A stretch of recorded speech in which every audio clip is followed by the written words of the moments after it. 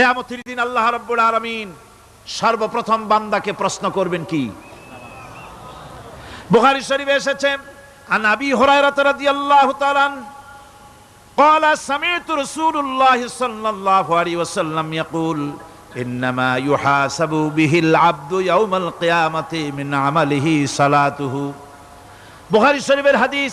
আল্লাহ রাব্বুল আলামিনের নবী বলেন, হযরত আবু হুরায়রা হাদিস খানা বর্ণনা করেছেন, তিনি বলেন যে আমি রাসূলের মুখে শুনেছি কিয়ামতের দিন আল্লাহ রাব্বুল আলামিন সর্বপ্রথম তার বান্দার কাছে প্রশ্ন করবেন, বান্দা নামাজ আদায় করেছিলি কিনা।